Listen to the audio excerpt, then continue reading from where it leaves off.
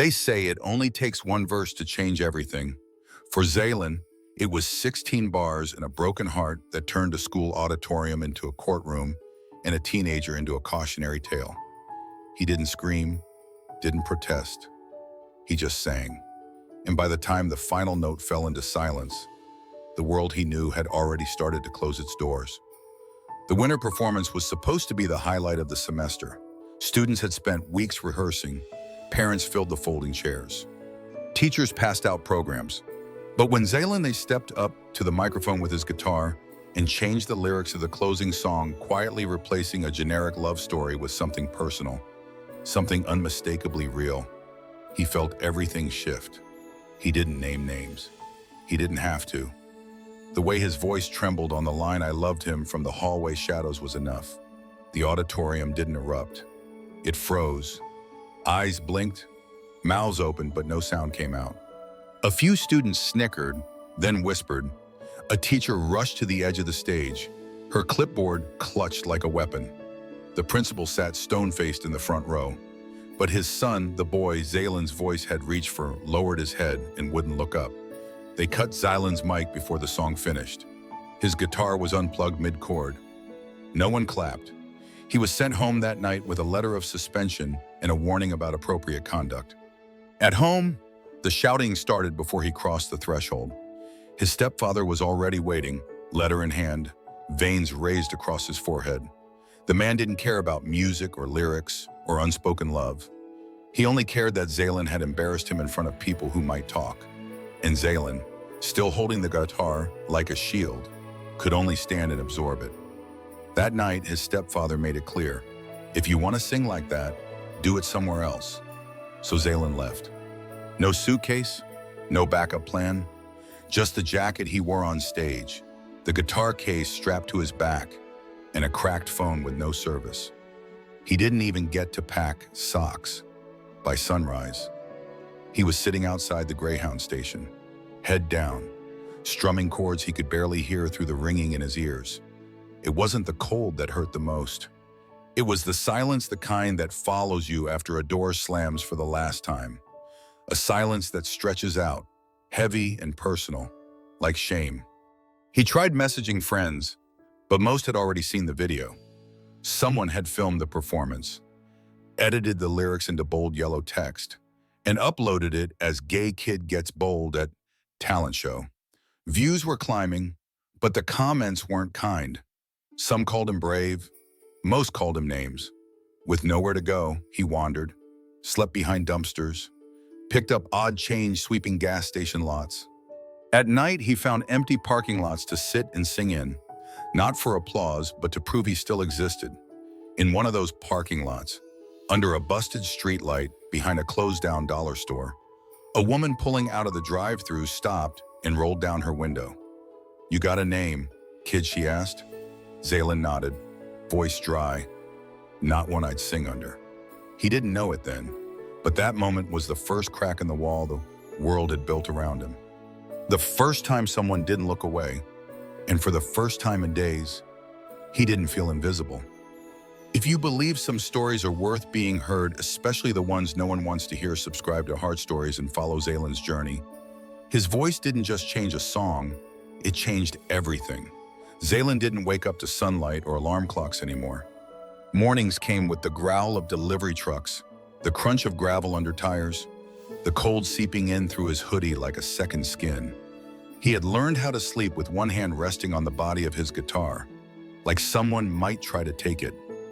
Because someone had tried. The woman from the drive-thru, her name was Tia Romero, hadn't just stopped that night. She returned the next evening, then again 2 nights later, each time offering a warm meal and quiet conversation through her car window. She never asked what he was running from. She just listened. And when she finally parked and stepped out, placing a thermos of soup on the curb beside him, she said, "I run a tiny studio over in Nashville. If you've got something real to say, I can help you record it." Zaylen didn't answer right away. People offered things all the time: help, shelter, promises of being seen, but they always came with terms. Expectations, silence, erasure. He had been asked to tone himself down, to not write that kind of song, to stop making people uncomfortable. Even when he still had a roof over his head, his lyrics had always been treated like landmines. But what Tia offered didn't feel like a transaction. It felt like a door, cracked just enough for light to get through. He got into her car the next morning. The studio wasn't much. A converted basement behind a laundromat, walls lined with egg cartons and mismatched foam. But when Zaylen stepped into the sound booth, adjusted the battered headphones over his ears, and strummed the first chord of the song that had gotten him thrown out, everything else disappeared. He sang the lyrics exactly as they'd been that night at the school performance, except this time, no one pulled the plug.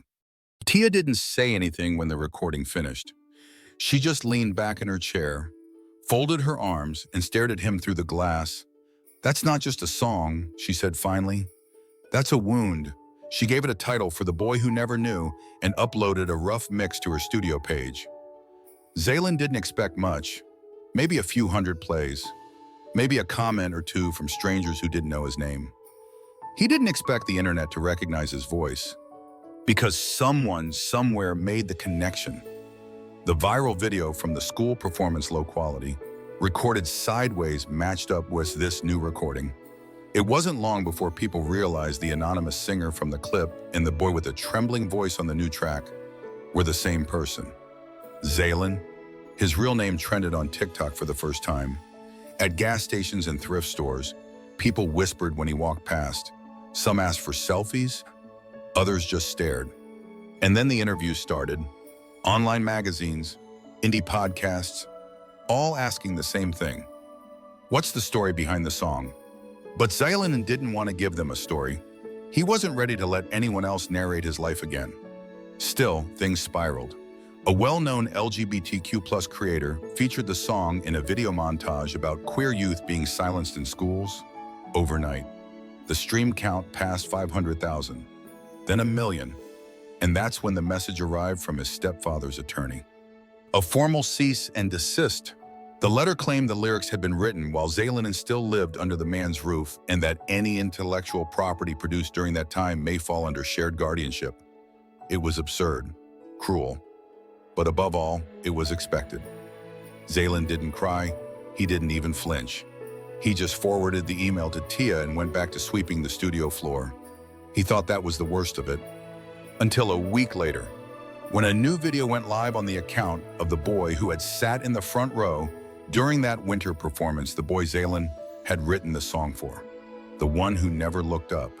The video wasn't flashy, no music, no filters, just the boy, standing in his bedroom, hands shaking. "I know who the song was about," he said, "and I'm not proud that I stayed silent. I was scared because my father is the principal, and I didn't want to lose everything." He paused, eyes darting to the camera. But Zaylen already lost everything for saying the truth. And I can't let him carry that alone. The post shattered the silence Zaylen had been carrying. Within hours, it was everywhere. The boy's father, the same principal who had signed Zaylen's suspension, was now at the center of a firestorm. Students shared stories. Alumni posted screenshots of emails. And somewhere in the chaos, Zaylen felt something shift, not the fame, not the plays or the praise, but the weight of being told, "Don't say it," finally lifted. For the first time, someone else had said it, too. He wasn't the secret anymore. He was the soundtrack. Zaylen hadn't planned for this. He had imagined a dozen futures, most of them quiet. Some of them lonely, but none involved his name being printed on magazine covers or strangers recognizing his voice at a diner. He didn't know how to carry visibility. It felt heavier than obscurity in a way that was harder to explain. Fame, even this fragile, viral kind, didn't heal you. It just made your scars public. The studio where he had recorded the song suddenly wasn't just a basement anymore. It became a point on a map that people searched for. Local news vans circled the neighborhood. Influencers wanted duets. Agents sent emails with subject lines like, "Let's discuss opportunities." Some of the offers were genuine. Others felt like traps, contracts written in language meant to confuse kids with no lawyers. Tia protected him. She didn't just run a studio, she understood what it meant to be seen before you were ready. Years ago, she had been a singer too, a queer woman in a Southern church choir who lost everything after she was outed by a fellow chorister. She never got her voice back, but she had decided if she couldn't sing again, she'd build a room where others could. Zaylen had been sleeping on the futon in the back of her office. He tried to pay her back, offering to clean, to run errands, but she just waved him off. "Your job," she said, "is to be ready." And then came the invitation. A community-run music festival in Nashville, small, but respected, wanted Zaylen to perform. They said the city had never seen someone like him, and they wanted to give him a stage.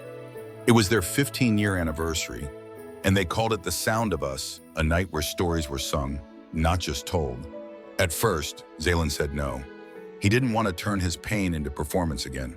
But when Tia sat him down and told him that there were kids in the crowd just like him, waiting to see someone survive the noise, he said yes. He rehearsed in the dark, late at night, when the studio emptied out and only the hum of fluorescent lights kept him company. He reworked the arrangement, stripped it down, made the chords quieter, slower. This time, he added a new verse, one he hadn't dared to write before. It wasn't about longing. It was about letting go. The night of the festival, the air buzzed with late summer heat and nerves. Zaylen stood backstage, eyes fixed on the microphone bathed in amber light. His hands shook. He thought about his stepfather, about the boys who used to shove him into lockers, about the teachers who marked him as a distraction. He thought about his mother, who used to hum lullabies when no one was looking before she left and everything fell apart. He stepped into the light. No dramatic introduction, no graphics, just his name projected in white behind him, Zaylen. No last name, no title, just him. And then he began. The first note came out too soft, but he kept going. His voice caught on the second line, but he pushed through. By the third verse, the silence in the crowd had changed. It wasn't tense, it was reverent. People were holding their breath. He sang about boys who hide behind hallway glances, about voices swallowed in locker rooms, about the sound of shame and the echo of resilience. And when he reached the new verse, the one he'd written just days ago, the entire crowd leaned forward. "I loved you in a silence loud, in every look I wasn't allowed, but love unspoken still survives, in songs that dared to stay alive." The applause didn't wait for the last note. It rose up like a tide, people standing, clapping, some shouting his name. A woman in the third row wept openly. Two teenagers held hands without looking around. Even the sound technician had tears pooling behind his glasses. Zaylen didn't know what to do with it. So he just stood there, wide-eyed, breathless, the microphone still in his hand. Backstage, as he stepped down, he nearly collapsed. Not from nerves, but from the weight finally lifting. And standing there waiting was Tia, her arms open, her face always proud. But there was someone else, too. A man in a crisp navy blazer and polished shoes. Dominic Blake, an executive from one of the most respected performing arts academies in New York. He had flown in after hearing Zaylen's song online. He wasn't there to scout. He was there to offer. He extended his card. "I don't make promises lightly," he said, "but I believe in your voice. I want you to audition for the conservatory. Full scholarship, no strings." Zaylen stared at the card. He didn't move. He couldn't speak. The last time someone handed him something with authority behind it, it had been a suspension letter. Now it was a door he had never dreamed of knocking on. Tia whispered, "It's time to sing for something bigger."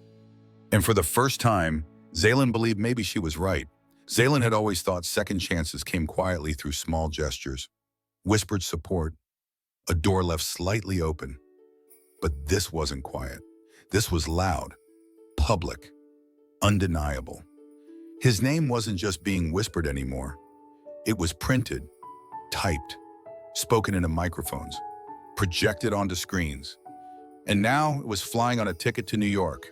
The conservatory audition was 3 weeks away. He barely slept. During the day, he practiced until his voice cracked. At night, he replayed the performance in his mind, every syllable, every tremble, every note that could have been better. He wasn't afraid of failure. He was afraid of being given everything he'd once been told he didn't deserve. Dominic Blake sent check-ins every few days, courteous, encouraging, but always professional. He wasn't grooming a star. He was investing in a story, and he made that clear. Talent opens doors, he'd said, but truth walks you through them.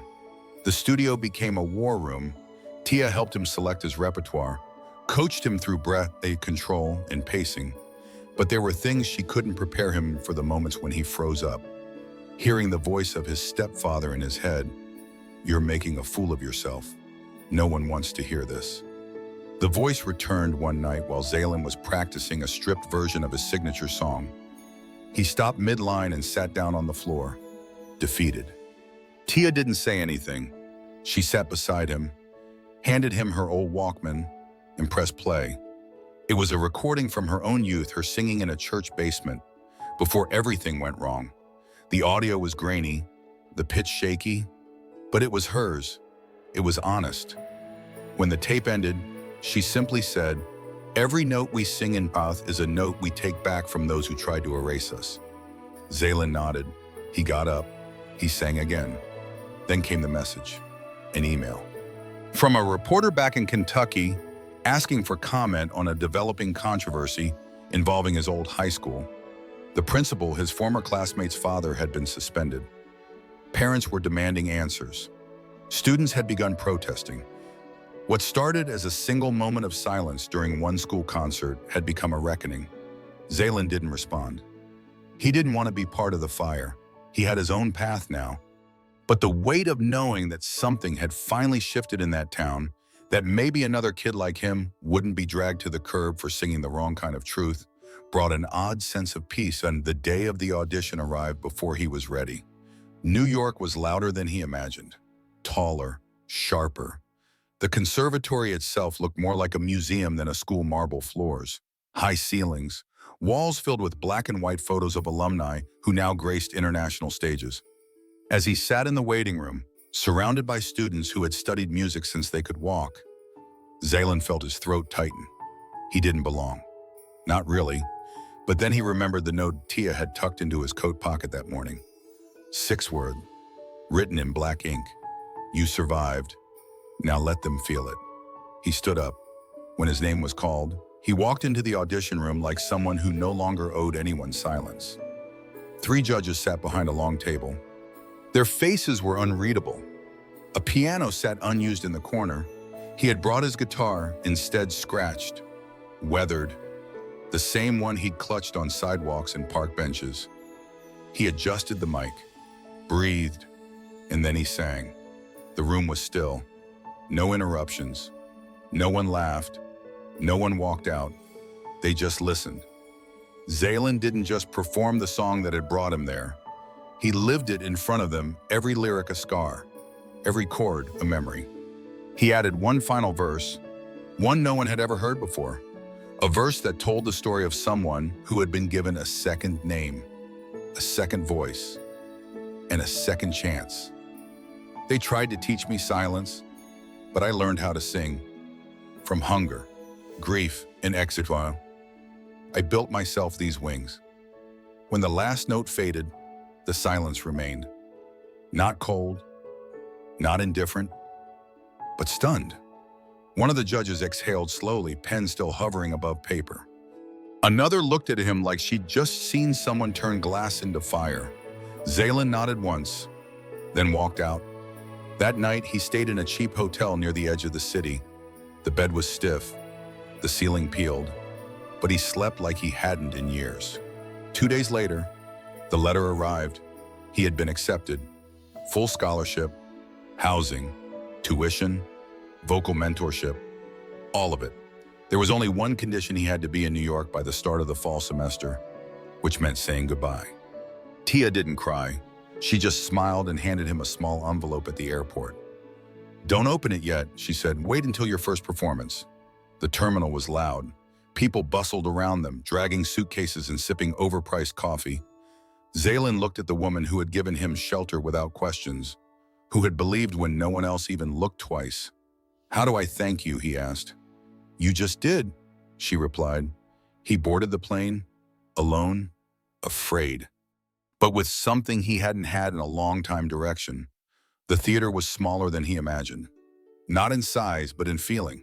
Everything about it whispered of legacy, polished wood floors, velvet curtains drawn halfway, the scent of fresh paint mixed with rosin dust from rehearsals past. It was the conservatory's mid-year showcase, the first public performance for new students, and somehow they had chosen Zaylen to close the night. He hadn't expected it. He wasn't the most trained voice. He didn't have the widest range or most perfect posture. But when the director announced his name in the final slot of the program, he said it simply. Because the story behind this voice matters. Zaylen had arrived in New York with one suitcase, a guitar, and a promise he didn't fully believe in, that it was possible to be seen without being stripped. The first few weeks at the conservatory had been disorienting. He kept waiting for someone to decide he didn't belong, but no one did. They listened. They asked about his music. And most importantly, they never asked him to rewrite his story into something more palatable. The morning of the showcase, he opened the envelope Tia had given him at the airport. Inside was a single photograph, faded, soft at the edges. It was a picture of her at 17, standing on a small stage, mouth open mid-song, a spotlight catching the fire in her eyes. On the back, she had written in careful block letters, "I never got to finish my song. So finish yours." He carried the photo with him all day, folded into his jacket pocket like a quiet vow. Backstage, he tuned his guitar with steady hands. For once, he wasn't nervous. Not because he felt invincible, but because he no longer felt alone. There were people out there who had heard him and stayed. People who had cried with him. People who had told him they saw themselves in his story. The crowd tonight wasn't made of strangers. It was filled with mirrors. When his name was called, Zaylen stepped out under the lights. No theatrics, no smoke, just him, the guitar, and the silence that wrapped around the room like a hush before a storm. He didn't introduce himself. He didn't explain what they were about to hear. He just sang. The song was new, written in a quiet corner of the city, between classes and train rides. It wasn't about the boy anymore. It wasn't about the town or the school or even the fight. It was about healing, about what happens when the dust settles and you're still standing, still singing. I was not made to break in half. Though they tried to bend me, I stitched my voice with borrowed chords until it could defend me.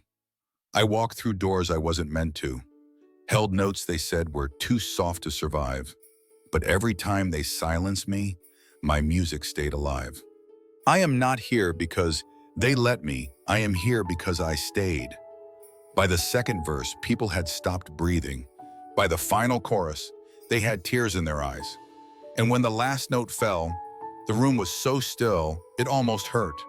Then the applause came, not polite, not formal. It was wild, full, human. Students stood, faculty stood.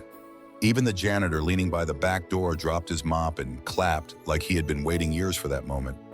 Zaylen stood there, unmoving, his chest rising and falling, and like he had just swum to the surface from somewhere deep. When he stepped off the stage, his guitar still in hand, the director met him with a quiet nod and whispered, "This school's lucky to have you." But that wasn't the moment that broke him. It came later, after the crowd had thinned and the lights had dimmed. A girl approached him, first-year student, barely 15. She didn't say her name, just held out a folded paper and said, "I didn't think I'd ever sing again, but after hearing you, I think maybe I will." That was the moment, because Zaylen hadn't just finished his song, he had opened space for someone else's to begin. He walked back to his dorm that night alone, but not lonely. There was still so much ahead. More stages, more songs, more risks. But now he understood survival wasn't the end of the story. Survival was the overture.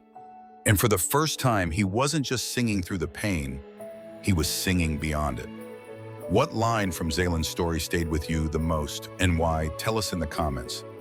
Your voice matters more than you know.